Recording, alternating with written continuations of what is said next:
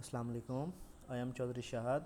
हम आज chapter number 9 Handa book magnetostatics discuss करेंगे, जिसमें हम इलेक्ट्रिक सर्किट और मैग्नेटिक सर्किट का कंपैरिजन देखेंगे, डिफरेंट लॉज के बारे में देखेंगे, इंडक्टर की डिफरेंट टर्म्स के बारे में, इंडक्टर का जो है वो मैग्नेटिक फील्ड का रिलेशन, नंबर ऑफ़ टर्न्स का रिलेशन, करंट का रिलेशन, तो ये सारी चीज़ें इसमें डिस्कस करेंगे। चलें इसकी जो है वो थ्योरी डिस्कस करते हैं। सबसे पहले है magnetic materials. Magnetic material substance कौन से सबस्टांस होते हैं? Substance which are attracted by magnet are called magnetic material. कि जो सबस्टांस किसी भी मैग्नेट के साथ अट्रैक्ट होते हैं उनको हम मैग्नेटिक मटेरियल होते कहते हैं, जिसको जैसे आयरन है, स्टील है या सम अदर अलॉयज़ हैं जो कि मैग्नेटिक के साथ अट्रैक्ट होते हैं। उसके बाद यूनिट्स हैं मैग्नेटिक फील्ड के। मैक्सवेल एक यूनिट है, 1 maxwell is equal to 1 magnetic field line के इक्वल होता है। वेबर भी यूनिट है मैग्नेटिक फील्ड का। This is the large unit of magnetic flux. 1 weber is equal to 10 to की 3 lines or maxwells. Also 1 micro weber is equal to 100 lines. Magnetic flux density है, तो the flux density is the number of magnetic field lines per unit area of section perpendicular to the direction of flux. ये magnetic flux density, ये जो definition है ये NTDC के test में भी आ चुकी है, तो ये डेफिनेशन बहुत इंपॉर्टेंट है। उसके बाद टेस्ला एक यूनिट है, गॉस भी एक यूनिट है। टेस्ला बहुत इंपॉर्टेंट है, ऐसा unit of flux density weber per square metre. 1 weber per square metre is called tesla. तो ये टेस्ला भी एक यूनिट है मैग्नेटिक फ्लक्स का, मैग्नेटिक फ्लक्स डेंसिटी का, सॉरी। उसके बाद ये जो है मैग्नेटिक हिस्टैरिसीस है, हिस्टैरिसीस लूप के बारे में। कि हिस्टैरिसीस लूप बेसिकली क्या होता है कि जब हमारा जो जैसे ट्रांसफार्मर की कोर है जो कि मैग्नेटिक मटेरियल से बनी होती है, कि वो मैग्नेटाइज होता है और डीमैग्नेटाइज होता है। जो मैग्नेटाइज और डीमैग्नेटाइज होने की वजह से उसकी शेप में डिफॉर्मेशन होती है और जिसकी वजह से एक साउंड प्रोड्यूस होती है हम, और उसका मैग्नेटाइज और डीमैग्नेटाइज होने में जो है वो लॉस होता है जो in the form of heat होता है, और वो लॉस जो है वो in the form of hysteresis loop होता है। जितना एरिया लूप का ज़्यादा होगा उतना उसका लॉस ज़्यादा होगा, जितना एरिया लूप का कम होगा उसका लॉस उतना कम होगा। उसके बाद हमारे पास डिफरेंट टाइप्स आती हैं मैग्नेटिक मटेरियल की। फेरोमैग्नेटिक सबस्टांस कैसे, कौन से सबस्टांस होते हैं? Some substance are characterised by strong attraction or repulsion by the magnetised body. Such substance are called ferromagnetic substance. मतलब ऐसे सबस्टांस जो कि स्ट्रांगली अट्रैक्ट होते हैं या रिपेल होते हैं मैग्नेटिक मटेरियल से, उसको फेरोमैग्नेटिक सबस्टांस कहते हैं। और ये ऐसे सबस्टांस होते हैं जो कि अपने अंदर मैग्नेटिज्म को स्टोर भी करते हैं। जितने भी हमारे जो मशीन्स की कोर होती हैं, मोटर्स की कोर या ट्रांसफार्मर की कोर या जनरेटर की कोर होती हैं, वो फेरोमैग्नेटिक मटेरियल से बनी होती हैं। पैरामैग्नेटिक मटेरियल कौन से होते हैं? The paramagnetic substance are magnetise in identical manner to that ferromagnetic substance, and only difference is such substance have feeble magnetism, or in other words such substance have permeability slightly greater than 1। अच्छा, paramagnetic substance भी ferromagnetic material की तरह ही होते हैं जो कि repel होते हैं और अट्रैक्ट भी होते हैं मैग्नेट से, लेकिन इनका इशू क्या होता है कि जैसे ही मैग्नेट इनसे दूर होता है तो ये दोबारा डीमैग्नेटाइज स्टेट में चले जाते हैं। ये अपने अंदर मैग्नेटिक फोर्स जो है वो स्टोर नहीं कर पाते, तो इनको हम पैरामैग्नेटिक मटेरियल बोलते हैं। और इनकी जो परमिएबिलिटी है वो स्लाइटली ग्रेटर देन 1 है, मतलब नेगेटिव नहीं होती, ज़ीरो भी नहीं होती, स्लाइटली ग्रेटर देन 1 होती है। मतलब 0.1 होगी, 0.3 होगी, 0.5 होगी, जो कि स्लाइटली ग्रेटर देन 1 है। और फेरोमैग्नेटिक मटेरियल की जो है वो ग्रेटर देन 1 होती है, उनकी मतलब एक 7, 8, 9, 10 यहाँ तक होती है। उसके बाद आ जाते हैं diamagnetic material. Diamagnetic substance are magnetise in opposite direction to that paramagnetic substance. Such substance है permeability less than that of permeability of free space. मतलब डायामैग्नेटिक मटेरियल कौन से होते हैं? ऐसे मैग्नेटिक मटेरियल जो कि किसी भी मैग्नेट के पास आने से मैग्नेटाइज होते ही नहीं है, ठीक है, उनको हम डायामैग्नेटिक मटेरियल बोलते हैं। और ये इनकी जो रिलेटिव परमेबिलिटी है वो लेस देन 1 होती है, नेगेटिव में होती है। उसके बाद फेराइट भी एक मटेरियल है। Ferrite are non metallic material that has ferromagnetic properties of iron. The ferrous is very high permeability like iron, however the ferrite is a ceramic material while iron is a conductor.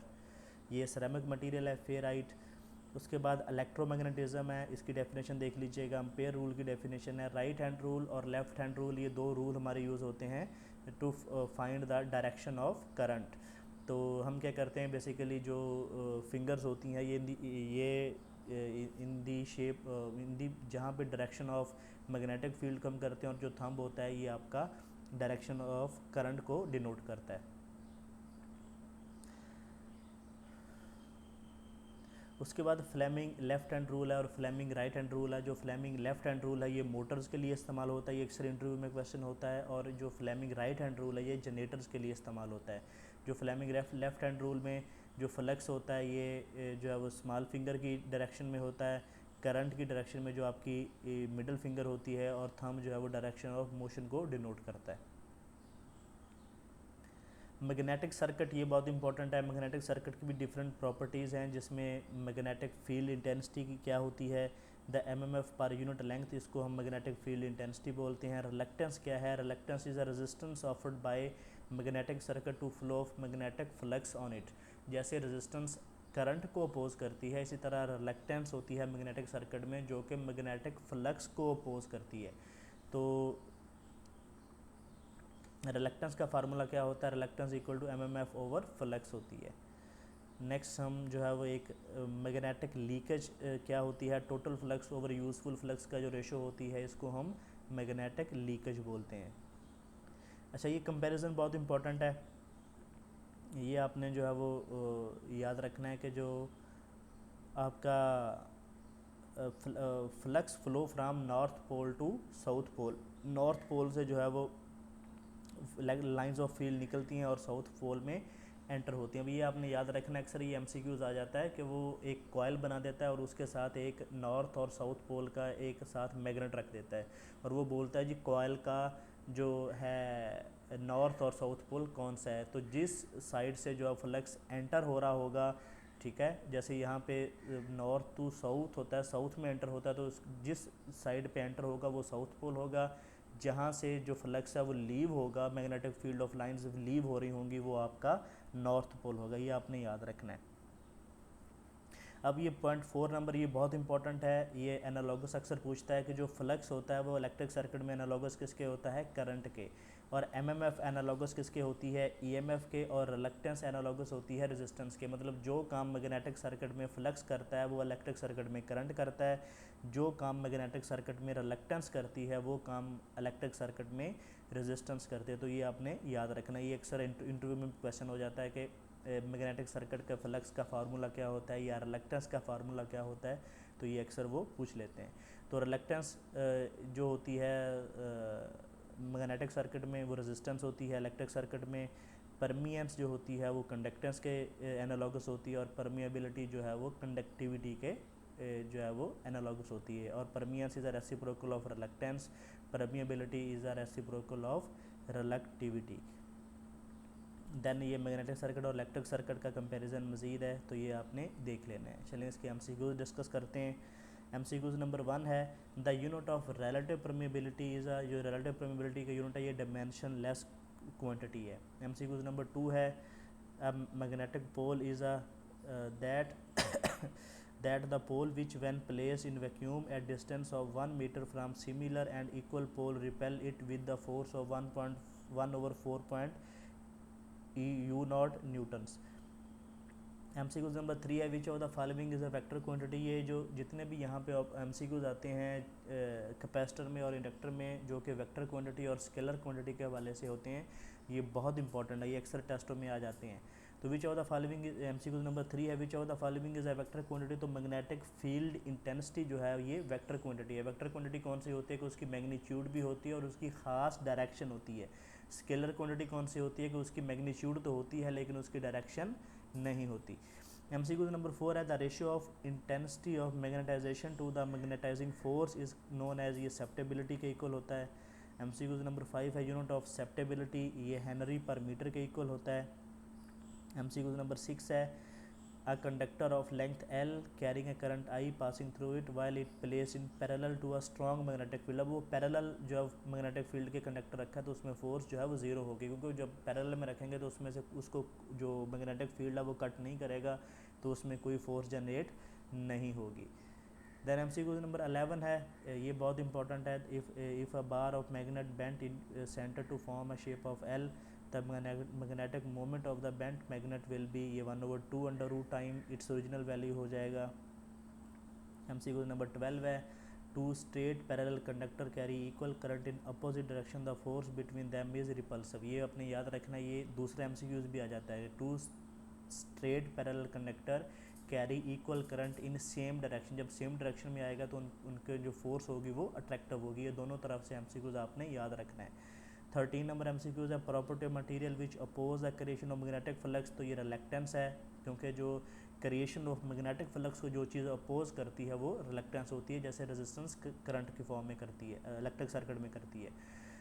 14 number MCQ the unit of reluctance is, ये Henry की power -1 है, 1/हेनरी। 18 number MCQ है, reciprocal of reluctance जो है वो परमियंस के equal होती है, ये बहुत इंपॉर्टेंट है। 16 नंबर MCQ है, whenever conductor cut magnetic flux and EMF is induced in that conductor, above statement is called, ये फैराडे लॉ की स्टेटमेंट है। देन MCQ नंबर 21 है, द यूनिट ऑफ रिटेनेटिविटी, तो रिटेनेटिविटी का यूनिट जो होता है वेबर पर स्क्वायर मीटर होता है। 23 नंबर MCQ है, द लेफ्ट हैंड रूल को relate current magnetic field and direction of force on conductor, जो है वो ये को रिलेट करता है left hand rule. 24 number MCQ the left in a left hand rule thumb always represent direction of force on conductor का, क्योंकि हम जो लेफ्ट हैंड रूल से जो है वो डायरेक्शन निकालते हैं, तो डायरेक्शन किस डायरेक्शन में होती है, जहाँ जिस डायरेक्शन में फोर्स लग रही होती है, तो बेसिकली वो direction of force on conductor जो है वो रिप्रेजेंट करता है। 26 है, if the current changing at the rate of 1 ampere per second in one coil induce EMF of 1 volt in other coil, then two coils are said to have mutual inductance of 1 Henry। 28 number MCQs है, the force between the two long parallel conductor is inversely proportional to, ये distance between the conductor के equal है। 32 number MCQs है, when comparing magnetic and electric circuit, the flux of magnetic circuit is compared with the following parameter of electric circuit। तो आपको पता है जो flux जो काम करता है मैग्नेटिक सर्किट में, वो करंट इलेक्ट्रिक सर्किट में वो काम करता है। 33 है, while comparing magnetic circuit and electric circuit, the point of dissimilarity exists, ये फ्लक्स एंड करंट फ्लो, ये dissimilarity है क्योंकि करंट के इक्वल है, करंट फ्लो के इक्वल नहीं है फ्लक्स। 35 नंबर MCQs है, for a coil of coefficient of self inductance is given by, ये n पाई ओवर आई के इक्वल होता है। 36 नंबर MCQ यानी BH कर्व जो B is along y axis होता है और H आपका अलॉन्ग x एक्सेस होता है। देन MCQs नंबर 41 है कि which of the following properties are desired in material of permanent magnet में हम जो है वो कौन कौन सी प्रॉपर्टी देखते हैं कि एक नंबर उसकी हाई रिटेनेटिविटी हो, कि वो रिटेन कर सके मैग्नेटिक फ्लक्स को, मैग्नेटिक फील्ड को, दूसरा उसकी हाई कोरेसिविटी होनी चाहिए। 42 नंबर MCQs है कि material subject to rapid reversal of magnetism should have, उसकी हाई परमेबिलिटी हो और लो हिस्टेरेसिस लॉस होना चाहिए। 45 नंबर MCQs है, according to Steinmetz hysteresis loss in material is proportional to, ये B की पावर 1.6 के प्रोपोर्शनल है। 46 नंबर MCQs है, Biot Savart law states the relation between magnetic intensity and जो है वो आपका ABC फिलामेंट करंट के, सरफेस करंट के और वॉल्यूम करंट तीनों पे जो है वो रिलेशन आपको प्रोवाइड करता है। 47 नंबर MCQs है, a square loop carrying a current is made to enter a uniform magnetic field inclined at angle theta with the perpendicular to the plane, the coil experience a torque proportional to, ये cos theta के proportional होगा।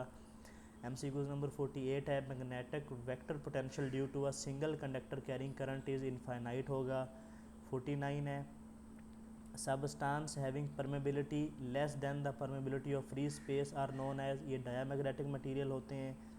50 number MCQs है, which of the following is a ferromagnetic material, तो ये nickel है।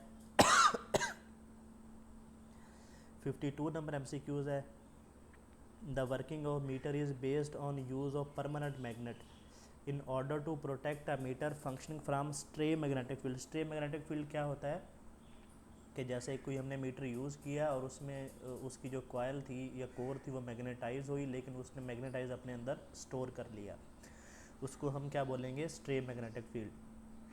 तो किसी भी मीटर को स्ट्रे मैग्नेटिक फील्ड से बचाने के लिए हम शील्ड यूज़ करते हैं, शील्ड ऑफ सॉफ्ट आयरन, क्योंकि सॉफ्ट आयरन क्या होता है, नॉन मैग्नेटिक होता है, कि ये किसी भी फ्लक्स को बाहर नहीं आने देता और बाहर से अंदर नहीं आने देता, क्योंकि जो स्ट्रे मैग्नेटिक फील्ड है जब आपके मेन मैग्नेटिक फील्ड को कट करेगा वो या तो उसको डिस्टॉर्ट करेगा या इंक्रीज़ कर देगा या डिक्रीज़ कर देगा, वो डिपेंड अपॉन डायरेक्शन है। तो इस वजह से जो आपकी रीडिंग है वो डिस्टर्ब होती है, तो इस वजह से हम जो है वो आम तौर पे शील्ड यूज़ करते हैं, जो कि आपके मैग्नेटिक फील्ड से जो है वो आपकी रीडिंग, जो मैग्नेटिक फील्ड से जो मीटर सेंसिटिव होते हैं तो वहाँ पे हम शील्ड यूज़ करते हैं। हम जो नेक्स्ट एमसीक्यूज़ है हम नेक्स्ट पार्ट में डिस्कस करेंगे। तो चैनल को वीडियो को लाइक करें, शेयर करें और चैनल को सब्सक्राइब कर लें।